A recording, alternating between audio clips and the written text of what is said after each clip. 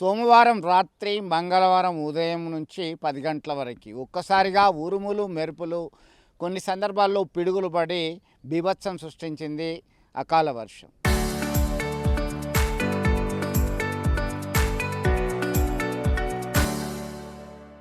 ఉమ్మడి కరీంనగర్ జిల్లా వ్యాప్తంగా ఇటు పెద్దపల్లిలోని పలు గ్రామాలు, అలాగే కరీంనగర్, జగిత్యాల జిల్లాకు సంబంధించి ఇటు నేరెళ్ళ, కోరుట్ల, కత్లాపూర్ మండలాలు, రాజన్న సిరిసిల్ల జిల్లాలోని పలు గ్రామాలకు సంబంధించినటువంటి పంట పొలాలు తీవ్రంగా దెబ్బతిన్నాయి.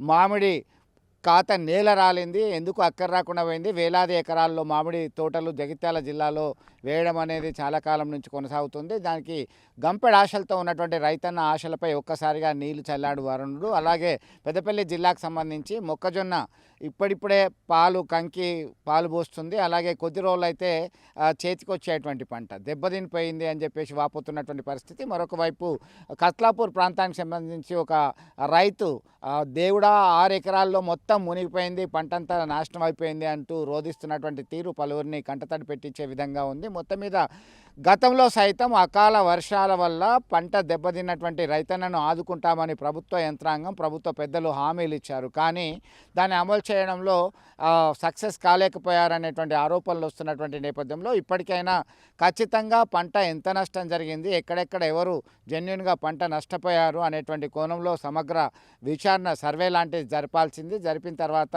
ఖచ్చితంగా వాళ్ళకి నష్టపరిహారం ఇవ్వాలనేటువంటి డిమాండ్ రైతు సంఘ నేతలు చేస్తున్నటువంటి పరిస్థితి.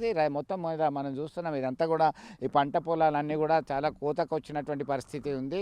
దీనిలో ఒకసారిగా పలు ప్రాంతాల్లో కరీంనగర్తో పాటు జగిత్యాల, కరీంనగర్, పెద్దపల్లి, ఇటు మానకొండూరు మండలం వివిధ ప్రాంతాలకు సంబంధించి వేలాది ఎకరాల పంట దెబ్బతినిపోయింది. వరి మొత్తం అక్కర రాకుండా పోయింది. కొన్ని ప్రాంతాల్లో మామిడి మొత్తం నేలరాలినటువంటి పరిస్థితి. మరికొన్ని ప్రాంతాల్లో అయితే మొక్కజొన్నకు సంబంధించి సైతం తీవ్రమైనటువంటి నష్టం వాటిల్లిందని చెప్పేసి రైతున్న వాపోతున్నటువంటి పరిస్థితి. మరొక వైపు కొరుట్ల ప్రాంతానికి సంబంధించినటువంటి రైతు తన ఇల్లు కూలడంతో ఆ పక్కనే ఉన్నటువంటి కారు మొత్తం డ్యామేజ్ అయిపోయింది, ఆ ఇల్లు కూలిపోయింది, తనను ఆదుకోవాలి అని చెప్పేసి ఆయన కోరుతున్నటువంటి పరిస్థితి. మొత్తం మీద వేలాది మంది రైతులు ఈ అకాల వర్షంతో కంట తడి పెట్టాల్సినటువంటి దుస్థితి మనం చూడవచ్చు. విడుదల సుమంత్తో కలిసి చంద్రశేఖర్, RTV, కరీంనగర్.